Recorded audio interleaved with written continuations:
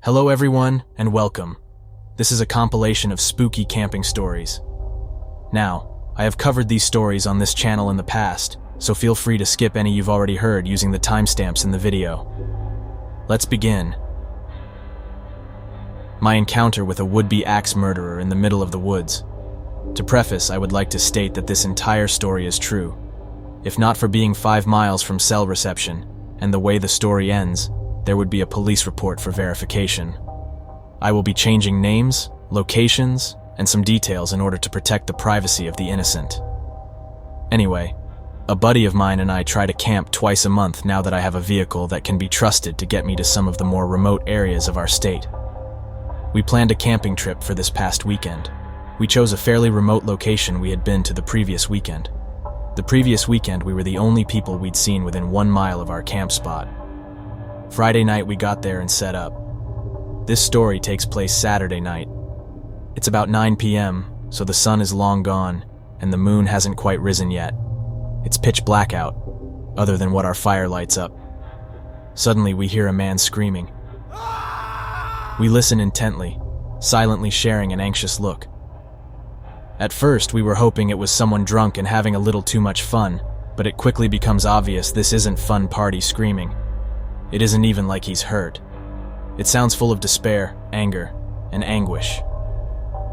I'm going to take a moment to remind you that this is at 9 p.m., pitch black night, in the middle of nowhere with nothing but woods, and 5 miles from the nearest cell phone signal. We hadn't seen anyone in hours. The screaming continues for what felt like hours, but was probably about 5 solid minutes. We had no idea what to make of it, and started feeling extremely paranoid. We gathered up anything remotely close to a weapon, and tried to come up with explanations of the screaming while keeping our eyes on the forest around us. After about 15 tense minutes of fear-induced paranoia, I nearly fell out of my seat as I watched a flashlight and lantern slowly enter our camp. I greeted the stranger with a basic, "How's it going?" before he was even lit up by the fire. He responded quickly but flatly by asking if we could do him a favor. "That depends on the favor," my buddy and I said in unison, obviously tense, holding our weapons close to us. The stranger proceeded to ask if he could hang out for a second by the fire. Given the 2 of us and 1 of him, plus our myriad of weapons gathered from around camp to within our arm's reach, we decided to agree and let him hang out. After a short second of awkward silence, I ask him what the hell is going on. He proceeds to tell me and my buddy that he was camping down the trail with his buddy, and that his buddy had snapped and tried to kill him. "Wait, what?" I said before the thought even finished processing in my head. "Is that the screaming we heard earlier?" The man slowly nods, staring blankly into the fire, and begins his story. "We were just hanging out, man. We came up earlier today and my buddy just freaked out. He started screaming and just wouldn't stop. Then, he attacked me. He lunged at me, and I told him to just back off and chill, you know? Well, he kept coming after me and it started getting pretty violent, and I'm pretty sure he was going to kill me, so I grabbed my car keys, the lights, and ran. I don't know what to do, man. He chased me when I ran, and I don't know what to do. We don't have firearms or anything, but we do have a hatchet." My buddy and I look at each other for a second, completely astonished. Then something horrible dawned on me. "Wait, he chased you? Like, he's on his way here? Right now?" The man just slowly nods in reply, and right on cue, like some terrible horror movie come to life, we hear screaming from maybe 30 or 40 feet from our camp, down on the main trail. "I just want your effing balance, Gary. I want your balance, Gary. Gary, where are you? Where's Gary?" I'd never in my life heard a man scream like this. I've never heard anything like it in my life. It was a brutal, guttural scream that was shrill to the ears yet deep in pitch. The sound of someone gone completely mad. And the way he said the stranger's name would switch erratically from long and sing-songy to short, guttural punches of sound. We killed our lights, became silent, and listened. By some miracle, the madman didn't notice our camp and continued walking down the trail, screaming the whole way. We ended up chatting with who we'll call Gary for hours, listening to the screaming getting further and further away. Come to find out, they had taken 4.55 grams of magic mushrooms each, and his buddy, who we'll call Ty, was a co-worker of his and was fined for 3.5 hours, then suddenly snapped. It seemed as though Ty thought he could kill Gary and steal his good trip. We hear the screams get further and further for over 2 hours. By this time it's 11 p.m., the moon is starting to come out, and it's below 30 degrees Fahrenheit. Ty had no jacket or flashlight according to Gary. My buddy and I are way too drunk to drive out of camp to get cell service, as it was snowy and icy and required 2 to 3 miles of highway driving after getting off the trail, and Gary was still lightly feeling the effects of weed and mushrooms, so he couldn't drive either. We had to make the decision to let the guy wander, hope he sobered up, and could find his way back. And he did. Oh, he did. Right into our camp. We hear yelling after about an hour of no screams, maybe 30 or 50 feet from camp again. Hey, help! Please help me, I'm lost! And we can tell the man's walking from the woods into our camp. We tell Gary to hide just in case, and greet the man with me carrying my 12-gauge shotgun and my 40 cal pistol holstered, my buddy carrying his AK-47 style rifle and his 2 9mm Glocks holstered, and with our flashlights on our brightest settings in his face. He was about 6.3 inches tall and approximately 300 pounds. We talked to him, decided he was calm enough to walk with, and we walked him back to his camp.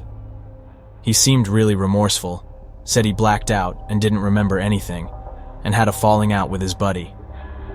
We escorted him back to his camp down the trail, returned and told Gary that Ty seemed cool, and if anything else happened to scream and come running, we would come out and help him. It ended up being a happy ending. We made friends with Gary, and I got his phone number to make sure the next day he got back into town safely, back to his wife and kid, and we're actually planning a camping trip with him soon. But Ty, who wandered screaming like a deranged maniac into the forest, potentially wielding a hatchet to murder your friend to steal his good trip. Or whatever it is your psychosis-filled mind was thinking. For the love of God, let's not meet again.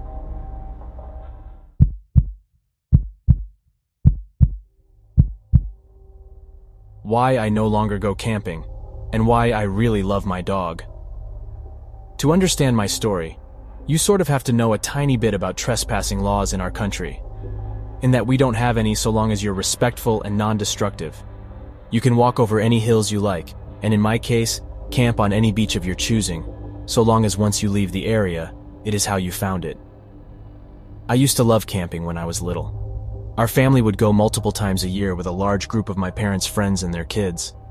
On average, there were maybe 10 of us at a time, which was a bit of logistical challenge since we always headed out to this one really remote beach on the coast. Actually, we weren't the only ones. There were always yachts bobbing just off the shore with people in them, and other campers lining up and down the beach. Most of them also had children or teenagers, so it wasn't a wild party scene. It was very much an informal family holiday spot. There was even a small building with toilets and showers installed nearby, even though this was the middle of nowhere. I guess the local council must have figured it out and got sick of people peeing behind bushes. We took a trip up in spring 2011. I'm really bad with time, but I know this because I got my dog in winter 2010, after picking her out that November from the shelter as a birthday gift for myself, as I paid her adoption fee. Guys, I know you love dogs, and she will be very important to the story later on, so let me tell you a little bit about Parmesan. Parmesan came to me as a 6-month-old puppy who had been rescued from a dogfighting situation. We're not entirely sure what breed she is exactly, but my best guess is a lurcher, Staffy mix. She's a wonderfully well-tempered dog with people and most other dogs, but you absolutely do not threaten her. She'll have you. So by the time of this camping trip, I'd had Parmesan for a few months. She had never come camping with us before, but far as my family are concerned, dogs go on camping trips. So when we all piled into the car, she came too. Unusually, though, none of the family friends could make it. So it was only me, my sister, Dad, and my mum. I didn't mind. I wasn't that attached to the other kids. I'd rather play with my dog and I'd still have my sister. The drive took the best part of 6 hours. And because we'd left a bit later, although I don't remember why we'd left later than normal, we arrived at sunset. Not a good time to be building a tent, but we'd expected to arrive to other campers already set up, and the beach to be illuminated in campfires. But the beach was empty. In spite of this, my parents started taking stuff out and trying to build the tent. They asked us to fetch some of the lighter bags from the boot of the car, while they sat pointing a flashlight at the sand to see properly. I rolled down the window of the car for Parmesan before getting out. It was pretty hot for that time of year, and I wanted her to have air. Always gotta be looking out for my furry little homie. As we're fumbling about in the dark, on a beach, in the middle of November, where it's pretty spooky, the one road that led to this beach was circular and had a bridge over the water, meaning you could basically circle around the beach like a big zero shape if you felt like it. I wasn't really paying any attention to the road. I was complaining I was tired, as kids do, but my mom was. After maybe 15 minutes of my dad trying to nail the tent into the sand, my mom's asking him had he seen that car drive around? It's been a few times. My dad kinda shrugged her off. He's sort of like that. I don't know if he said anything back to her, but after a few more minutes, a car pulled up next to ours on the road and someone got out. It was maybe 15 or 20 feet from the cars to where we were, and the light was pretty low, except for the torches. We weren't expecting to see anyone else out here at this point, and I think my mom said it must be the security. I don't know why a random beach would have security. I think what she meant was the Wildlife Trust or something, as they do occasionally come down to be nosy. The guy was walking pretty unevenly. He must have been drunk or high because he had that stagger to him. There was absolutely no way this guy was sober. Cool. A junkie. Not an unusual find, but it's rare to see them in the wild. As he walked into flashlight range, we realized he was carrying a large knife. Maybe 15 inches? Although I was small at the time, so maybe my sense of scale was off. I don't like my dad, but credit to him, once he saw this, he got up immediately, holding onto the camping mallet and put us all behind him. The man began to shout wildly at us that we can't camp here, and he was just letting us know. My dad tried to be a bit low-key with the guy and told him that was fine, we'd leave, but this didn't work. He kept coming closer to us, so my dad started shouting, and the man kept shouting back. My sister and I were crying. I remember shaking. I was utterly terrified, as I'm sure anyone would be in that situation. It really did seem like this guy and my dad were going to fight, and I'm going to be honest. I didn't fancy my dad's chances. While it's grim to consider, I'm absolutely convinced he would have killed my dad, and possibly us as well once he was done, as I don't think my mother would have had the common sense to run with us. I love her, but she's always put Dad and her relationship with him above us. Luckily, that isn't how it went down. Suddenly, a bolt from the darkness like a wolf descending on its prey took us all by surprise, especially the man with the knife.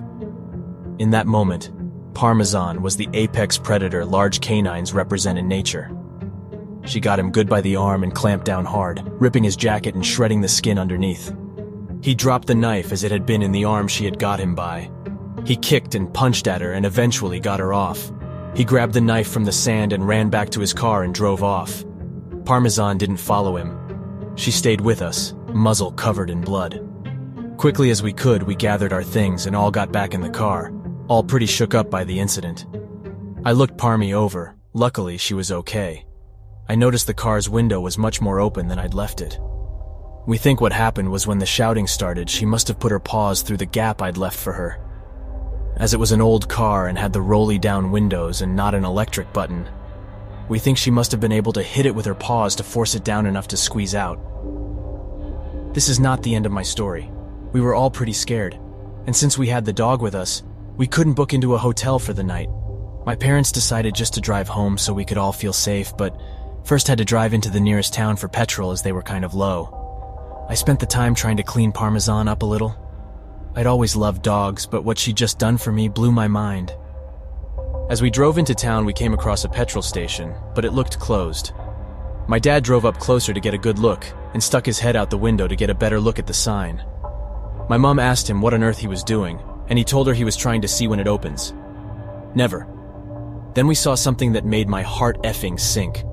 Parked in the corner, behind a van so we hadn't seen him at first, was the man with the knife. He was sitting on the bonnet of his car, using some tissue paper to clean up his arm. It looked pretty bad. Without stopping to refuel or look anywhere else in town, my dad drove right out of there. He decided to go to the next town over, but the next town over was 60 miles away, and we didn't have that much petrol, we realized as we began driving. We were going to break down. That's fine, Dad said. We had AA cover. and they'd come tow us home, or at least to somewhere acceptable for the night. Better than staying in the last town. After driving for maybe 5 minutes, lights flash us from behind. It was another car. The same car the man had been driving. It was him, following us. He must have realized we were low on petrol. The next half hour was one of the worst half hours of my life. I had a complete and utter breakdown, as did everyone really. I could tell my parents were trying to keep it under wraps so it wouldn't upset us. But we weren't really little kids. We were both double digits. We knew how dangerous this situation was. Dad turned off the radio to conserve petrol. The man continued to follow us for 55 miles before he peeled away onto another road. Our fuel meter was on empty for the last 10 miles. We were driving on fumes. I don't really believe in God, but if he does exist, that was definitely one of his miracles. Once we got there, we drove into a petrol station and refilled to a full tank before driving the rest of the way home. My sister and I slept in the car after that. I only woke up once we made it all the way home. Just grateful nothing worse had happened than that. After getting some sleep, my mom phoned the non-emergency line for the police and reported what had happened. They never got back to her after that, but apparently the woman she spoke to said they may wish to in the future, as he matched the description given of a suspect wanted in relation to a murder charge. No idea if he actually was that guy or just a random psycho. As I said, they never got back to her. So what's the takeaway then? Other than crazy man on the beach, let's not meet ever again. Well, for me, it's that I love Parmesan. She's still with us now, old as the hills, and twice as grizzled as one of my mom's friends likes to joke. I don't know why she did what she did that day. I couldn't tell you what her thought process was. What I do know is that this poor puppy was born into an environment where they abused and neglected her, only to be rescued and taken to a shelter where her mother and siblings all found homes before her. Despite how badly people had treated her, when I took her home, she forgave but never forgot. I think the saying is, I never trust a person who doesn't like a dog, but I always trust a dog when they don't like a person.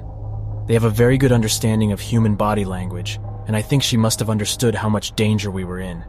If you're able to, please adopt. You might find yourself in a situation like mine one day. I promise you, if you're willing to save a four-legged friend's life, they will pay you back tenfold if they're able to, without a thought for their own safety. I paid £78 for Parmesan's adoption fee, which is a lot when you're a kid, but it chills me to my bones, knowing if I hadn't been so instant on a dog, I might be dead.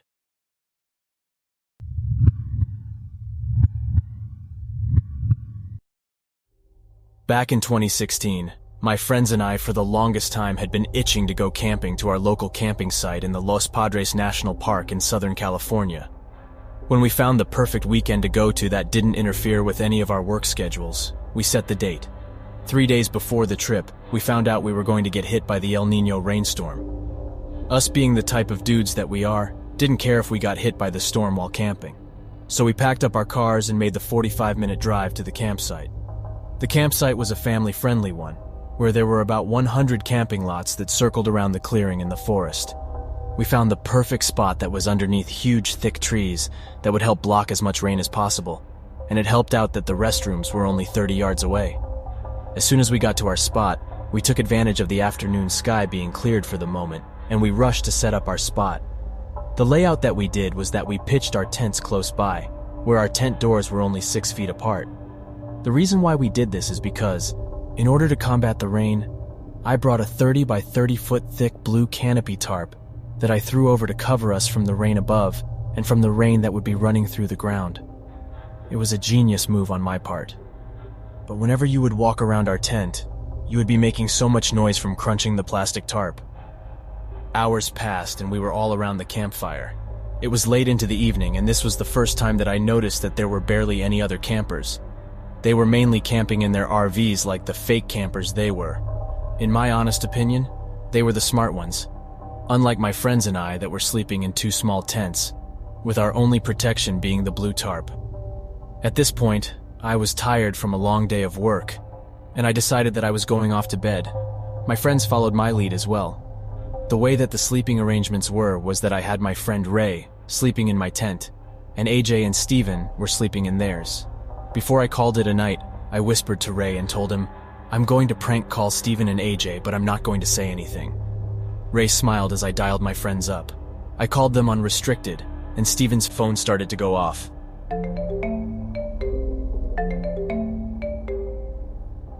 Both of them, being the way that they are, got timid very easily as they said to one another, "Who's calling you this late in the night? I don't know, they called me unrestricted. Are you going to answer?" Of course not. Ray and I were holding in our laughter as they ignored our call. I decided to do it one more time. Once their phone started to ring, they started to freak out once again, and they said, "Who is it this time?" Same person, I think I'm going to answer it. As they did answer, Steven said in a very shaking tone. Hello? Ray and I had to hold in our laughter as we kept as quiet as possible, not wanting to make any noises that would give off that it was us. I held the phone close to my mouth as I began to breathe heavily in a murderous way.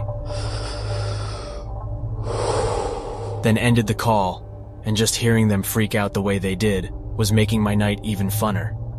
Me being the idiot that I am, called them one more time, and this time, Steven picked up the phone immediately and said in a tough voice, Look, whoever this is, you better stop. I'm about to call the cops if you keep on calling. Ray and I looked at one another as we, at the same time, began to loudly fake moan into the phone and immediately started to bawl out in laughter. AJ and Steven were so mad at us for pulling this prank on them, and they were cursing us out. Me, finally calming down from laughing so loudly, told the boys, "Good night. I will have pancakes ready in the morning." Since I fell asleep relatively easily, I was out in a matter of minutes, while Ray, AJ, and Steven were up for a while longer. I was the first of my friends to wake up in the morning, and as I promised, I had the pancakes already cooking by the time that anyone else woke up. The smell of me cooking woke up my friends, and one by one, they got out of their tents. As we were eating, AJ spoke up and said, "Hey, Jay, the prank that you pulled last night went a little too far." Yeah, you had us ready to run to our car and take off. Me, feeling a bit guilty, apologized and said, "Sorry guys, my bad." Yeah, it's one thing to prank call us like that, but then to walk around our tent and then go inside it in the middle of the night is totally out of limits. Me, not knowing what they were talking about, said, "What are you guys on about?" "Come on, still with the jokes. You were the one that was walking around our tent and you walked in." Ray spoke up and said, "That wasn't Jay who was walking around. I thought that was you two getting your revenge on us for scaring you." "That wasn't us doing that. It was you two." So to explain, after I fell asleep, about an hour had passed where Ray, Steven, and AJ were still up, and all was quiet in the forest until the sounds of footsteps were heard stepping on our blue tarp that was on the ground. At first, my friends thought that it could have been just a forest animal wandering around, but the heavy footsteps were a dead giveaway that it was a person. As they described, the person was walking all around our tents, making constant figure eights. The person would place their fingers on the tent's fabric walls and run them up and down. The footsteps finally stopped after a couple of minutes, right in between our tent's doors. The three of them were already having their hearts pounding out of their chest. It was silent for a long minute until the sound of the tent's zipper being slid open. As AJ says, the tent's door was only opened halfway, but it was too dark to see anything clearly. But in the darkness, both Steven and AJ saw the silhouette of a man's face as he popped his head into the tent to look at both of them. AJ and Steven faked being asleep the entire time, but they kept their eyes locked onto the man. The man then opened the tent fully and walked inside the tent, just standing at the entrance. The man didn't say a word or do anything, just watched the both of them laying in their sleeping bags. After their longest minute ever, the man just turned and stepped out of the tent, and they heard his footsteps walking away, disappearing into the night. The entire time that this was happening, Steven and AJ thought that it was either me or Ray doing this, and Ray thought that it was AJ or Steven doing it. Back to us arguing back and forth at the breakfast table, we were interrupted by a man walking to our campsite, and he said, "Good morning, boys. How did the four of you sleep last night?" This man spoke in a smoker's voice as if he has been doing that for all of his 45 years of being alive. He wore a dirty, sweat-stained white t-shirt that looked more gray at this point. He smelled like liquor. Not a good sign at 8 in the morning, and his words were just mumbling around. We didn't say a word to this guy, as he then asked us if we had any cigarettes to spare him. I said that we didn't smoke, and he replied, Oh well, if you boys want to visit me in my RV, just stop by anytime. The man continued to walk away, towards the restrooms, and when he was done using it, he walked back to our campsite. He didn't say anything this time, but he looked at us and gave us a nearly toothless smile, and he walked back to his RV. I took note of it, as it was the only RV that stuck out as being dirty and more run down than the others. We quickly summed up the man was the person who was walking around our tents last night, and Steven and AJ now remembered that they smelt liquor from the person who was standing in their tent. We all agreed that we would keep an extra eye out on this guy, and if he did spend another night, we would most likely report him to the park rangers if he tried anything else. When it was around lunchtime, the man came back, not to use the restroom, but just to talk to us. So, are any of you boys interested in buying an RV? You all can go check out mine right now and see if you want to buy it. I don't need it anymore since my wife left me. Just check out the inside of my RV. No, we are good, sir, I said with a visible threatening tone. The man seemed to notice this and he walked away. The man did end up leaving a few hours before sunset, but the entire time that he was there, he kept glancing at us.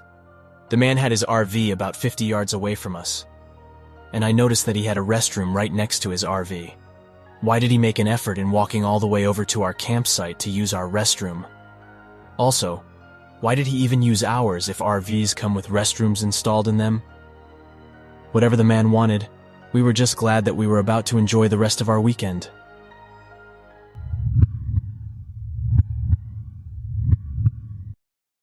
Why I don't go camping anymore. I know this story may sound fictional. A lot of people don't believe me when I tell it, but I can assure you that the other person involved also witnessed what occurred that strange night. This happened 11 years ago with my ex-girlfriend. It actually changed our relationship for the worse, and we ended up breaking up a few weeks after. Nonetheless, I still remember this, like it was yesterday, due to how unexplainable it was. My girlfriend at the time wanted to surprise me with what she said was an overnight surprise trip. I obliged, and felt like I was a pretty lucky guy for her to do something that required that much planning. After packing a duffel bag full of clothes and toiletries, we left for what I thought was a resort or some kind of hotel stay. 2.5 hours passed when we pulled off of a main road and headed down an off-road path. I asked her if this was a camping trip, and she replied yes. To be honest, I was disappointed as I didn't really like camping. And not to mention, I wish I knew to pack my hiking shoes. I didn't complain, of course, because it was still a romantic gesture. 15 minutes on this rough road, we finally pulled into a camping ground. The first thing I noticed was that there really wasn't anyone around us. It made sense, though. This was really far off the beaten path. I was actually surprised her car made it that far out considering how harsh the road was. Anyway, we make a fire pit, and she cooks dinner. Everything is going just fine, and we are really feeling each other. We of course take it to the tent as the sun goes down and we are vibing off each other. Yeah, it's what you would expect would happen as we begin moving things along as young college-age kids do. This is where the first strange occurrence happens. I hear scratching noises on the side of the tent. I try to remember if we set the tent up next to brush. Maybe the wind is causing branches to rustle against the tent. Oh well, that's the woods. Maybe it's a bird or something else. It stops rustling and we continue chilling as if nothing happened. Then things escalate in a strange manner. It's like the wind stopped and the environment became silent. We both felt uneasy, causing us to get knocked out of our playful mood. She laid next to me as we tried to concentrate on listening to hear if there was a bear or some other animal in the area. Then it happened in an instant. Something akin to an explosion hit the tent tremendously hard. I could compare it to if a log was thrown like a battering ram against the side of the tent. I say this because it literally pushed the material in forcefully and felt dangerous. A surge of adrenaline lit through my body as I felt like something violent was outside the tent. I never knew if I was a flight or fight guy, but I guess my next action gives me some idea. I yell aloud, "Give me the knife and the flashlight," as I scramble up and unzip the tent with tools in hand. My first thought was that I was going to confront some psycho that was messing with us, perhaps with a baseball bat or some kind of battering weapon. I kid you not, I launched myself out of that tent and stood up in a fury to confront my attacker. A few breaths pass as a cold feeling sets in. I do a 360 scan to nothing but silence and darkness.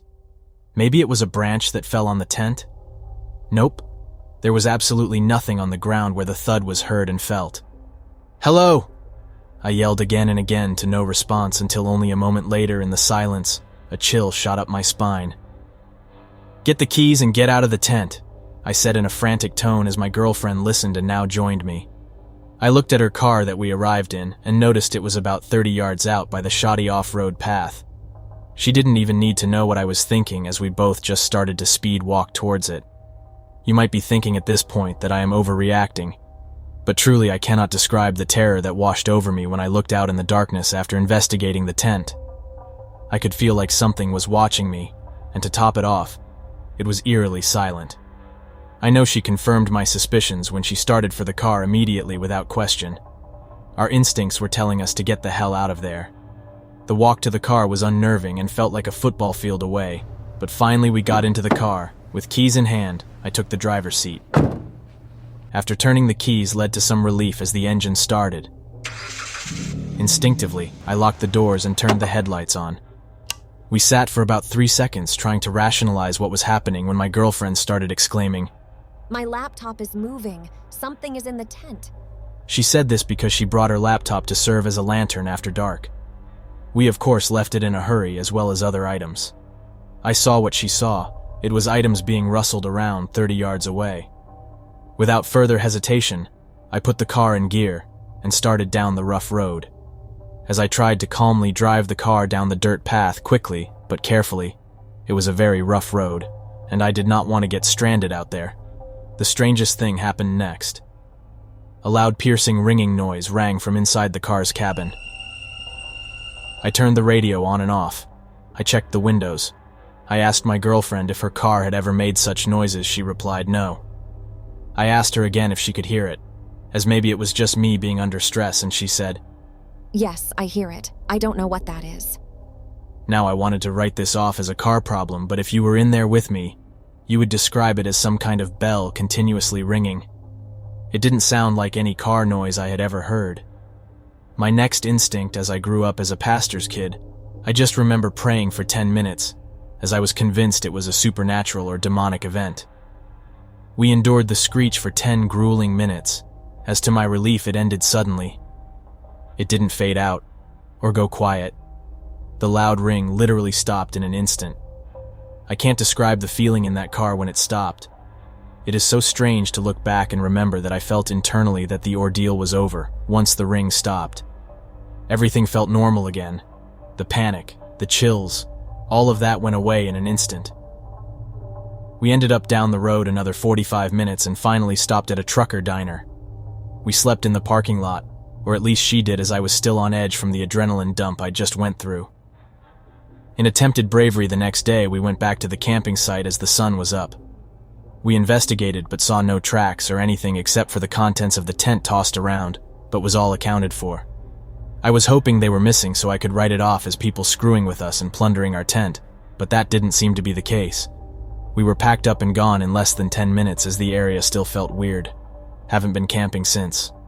I would go again, but next time I want an RV, or at least at a relatively known location with others around.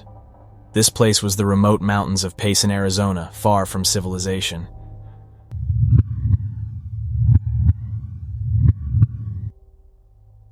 In summer 2019, my partner and I, both early 20s, decided to take a road trip to Vancouver, Canada, and then stay at Golden Ears Provincial Park.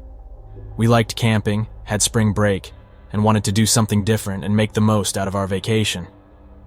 My partner had never been out of the US, and it seemed like a crazy new experience. It was a 6-day trip with Airbnbs in each state, and the grand finale was a reserved campsite at Golden Ears, and it was close to the water, Alouette Lake. We packed terribly, had a giant tent, brought a bunch of fruit and veggies to eat healthily, stored them in a cooler that was too small, and brought a cutting board and knife to break up the snacks while driving.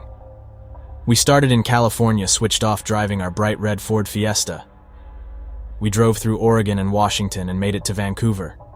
We spent a day or two in each state, drank a little too much, and stayed out late. Canada was the best part, and Alouette Lake felt like walking in a painting. We walked barefoot on the rocks with our toes in the freezing cold lake. We hiked around, saw a beautiful waterfall where we saw a couple taking pictures of each other for an hour, and we started modeling the same poses from far away. Everything was perfect, and the campsite was empty except for the other couple. We went to bed early that night. It was quiet, and I woke up to crackling outside the tent. My partner was still asleep and snoring. I didn't think much of it because it was pitch black and probably an animal. The crackling continued closer to the tent. I sat up and grabbed my phone. The brightness came on and I turned it off, almost blinding myself with the light. In those 2 seconds, I could make out a person right outside our tent. I froze.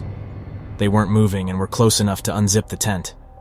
I started poking my partner because I had no idea what to do. They woke up and I said, "There is someone outside the tent." Then I hear footsteps.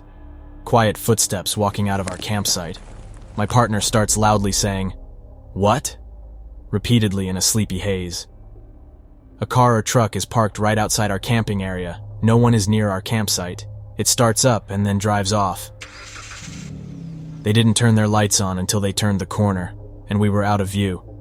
So I couldn't make out much, but it looked like a truck. Now I'm shaking, and my partner can't put together what's happening. I want to leave, but Golden Ears locks the gate until 6 or 7 a.m., and it's 1 a.m., so we are stuck here. I make us move to the Ford Fiesta and sleep in the tightly packed car. She falls asleep immediately and thinks I'm paranoid. Could it have been a park ranger? It seemed too weird of behavior for a park ranger. I sit there wide awake for about 2 hours. The car is locked, and I want to sleep but can't. I'm in the passenger seat, my partner in the driver's seat asleep, and it's 3 a.m. I'm sitting half awake. I hear a car slowly driving up the road, with its lights off as it rounds the corner. It had to be the same truck. I was scared, but my adrenaline was pumping. It slowly rounds the corner and pulls up directly in front of our campsite, again, in the same spot. I feel like I'm going to throw up. I had no weapon but the kitchen knife we brought for the fruit and veggies, so I grabbed the knife and tried and make myself look angry, crazy, and big. I sit straight up in the passenger seat holding the kitchen knife. I keep it straight up at eye level and stare deadpan out at this truck in the pitch black, just like the father in the American Gothic painting. The truck stops and turns off. A light shines directly into my face coming from inside the truck, and I stare back terrified, in my bright red Ford Fiesta, holding my large kitchen knife, not blinking. The truck starts up and turns on its lights, and they stay on, blinding me. And the truck pulls out and turns around and goes back where it came. My heart is pounding, and I wake up my partner and say, "We need to get the hell out of here." We pack by just throwing things into our car and sit there awake until 6 a.m. We drive home and don't stop. We keep rehashing and trying to make sense of the situation, but ultimately decide that we both need some sleep.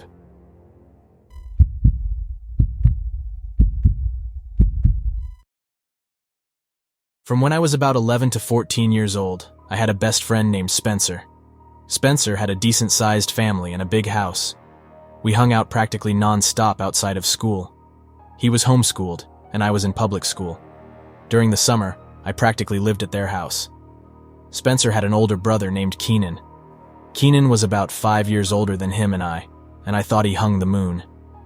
He was so cool. He listened to great music and played guitar, and I always wanted to be around him. One summer when I was 13, Keenan went to summer camp. He was supposed to visit the Grand Canyon and go kayaking and do a ton of fun stuff. We were jealous. It was weird not having him around all the time since I basically stayed at their house the entire time. Finally, the day came where Spencer's dad was supposed to go to the airport to pick Keenan up. We were super stoked to hear all about camp. His dad drove up and we ran downstairs to greet them, and yet we didn't see Keenan. His dad had tears running down his face and he exclaimed, "He didn't make it. He didn't make it, you guys. My heart dropped into my stomach and I started to panic. Then Keenan walked up right behind him and they both started laughing. It was a huge dick move. Anyways, we helped him unload his luggage and stayed up until midnight talking about his summer. He had so much to say. He said he had the time of his life, and told us all about how he almost went overboard while water rafting and how he surely would have drowned if he did. As two 13-year-old boys, we were enamored by Keenan and everything he did. We talked about how Spencer and I were going to go to the same camp once we turned 18. It had been a long day, and it was time for all of us to go to bed. Keenan told us he would tell us more in the morning when we woke up. I had fallen asleep and awoken in a cold sweat because of a nightmare I had. In my dream, Spencer and I had went about our entire day that day, just as we had before, except when their dad showed up and joked about Keenan dying on his trip. He actually did die. He was practically my idol, and the dream was so vivid. I needed to go and get some water just to calm myself down afterwards. I checked my phone before I headed to the kitchen, and it was 3:30 a.m. The house was so dark and I had to tiptoe to be quiet and make sure not to wake anyone up. As I walk through the den on my way to the kitchen, I see the moonlight spilling into the living room, the only light in the house. I see what I think is a large silhouette, and as I get closer and my eyes adjust, I see Keenan hanging from the ceiling fan. I freak out and run across the room in a dead sprint and turn the light on to see if my eyes were deceiving me. It was him. Except he was asleep and standing in the middle of the room underneath the fan, with one of his arms raised straight up over his head. I never knew Keenan to sleepwalk before, and luckily he snapped out of it before I tried to wake him up. He looked at me super confused, looked around and noticed where he was and said, Oh yeah, I forgot to tell you guys. I guess I developed a bit of a sleepwalking habit at camp.